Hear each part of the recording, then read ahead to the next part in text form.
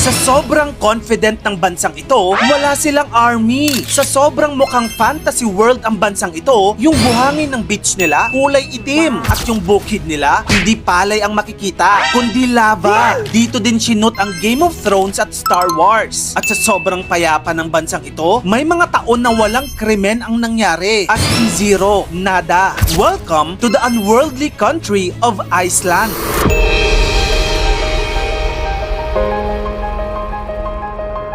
Kapag sinabi natin ang bansang Iceland, yung iba, ang naiisip ay puro ice daw dito. Well, hindi totoo yan. Kasi look at their landscape. Walang katulad. Meron silang mga black sand beaches na sobrang kakaiba. Glowing blue ice caves na nakakamangha. May mga lava fields din sila na parehong nakakatakot at nakaka-amaze. May mga geysers na sobrang fascinating. Waterfalls na breathtaking. And of course, doon mo din makikita ang world-famous Aurora Borealis. Legit, para kang nasa ibang planeta. Sabi nga ng tourist, Iceland feels like Earth before humans existed. Maliban sa sikat na series na Game of Thrones at movie na Star Wars series, sa Iceland din kinunan ang mga pelikulang Interstellar, Batman Begins, The Secret Life of Walter Mitty at marami pang iba. Okay, gets. Napaka-breathtaking ng Iceland. Pero itanong na natin ang importanteng tanong. Magkano nga ba ang kita sa Iceland? Ang minimum wage doon ay 400,000 Icelandic krona. O kung i-convert sa peso, 162,000 pesos per month. Ang ilan sa mga trabaho na malalaki ang sweldo doon, una yung mga hotel cleaner, kung saan nasa 160 to 180,000 pesos ang sahod kada buwan. Yung mga construction worker naman, 170 to 190k. Kung kuro ka naman sa mga restaurant sa Iceland, nasa 150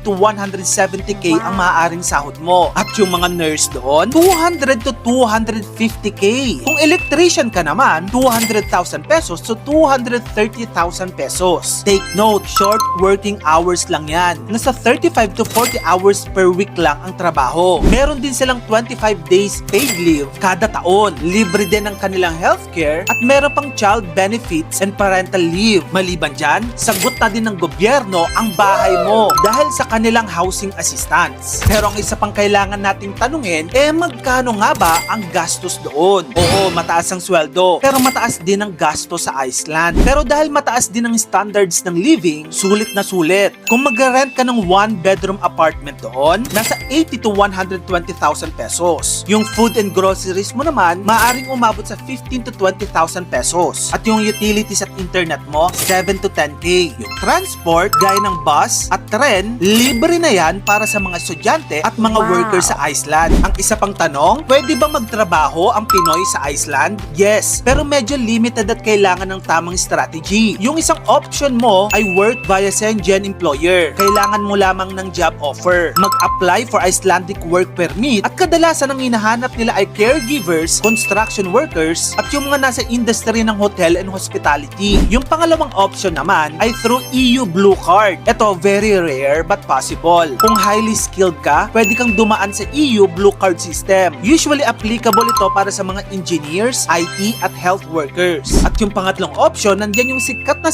study to work pathway. Mag-aral ka muna sa University of Iceland or ibang mga eskwelahan sa Iceland. After graduation, may residency extension ka for job hunting. Take note, kailangan ng Icelandic employer sponsorship. Hindi ka pwedeng basta mag-walk-in lang or tourist visa route. Bakit nga ba mahirap pumasok sa Iceland? Una, tight immigration rules. And then, small job market lang kasi yung populasyon lang ng Iceland, 400,000 na katao. Mas marami pang tao sa Cubao. And then, dapat may employer na willing mag-sponsor sa'yo. Pero once na makapasok ka, ibang level ang quality ng buhay sa Iceland. Hindi ka lang parang lumipat sa ibang bansa kundi para kang lumipat sa ibang planeta. Dahil sa ganda ng tanawin at ganda ng pamumuhay. Ikaw, kung bibigyan ka ng pagkakataon at mabigyan ka ng job offer sa Iceland, tatanggapin mo ba? Tara, pag-usapan natin yan sa comment section. Meron ka pa bang ibang mga bansa na gusto mong i-feature sa ating channel? Comment down below. I-follow mo na rin ako at mag-subscribe ka sa aking bagong YouTube channel. Yun lang, maraming salamat sa panonood mga kamagkano.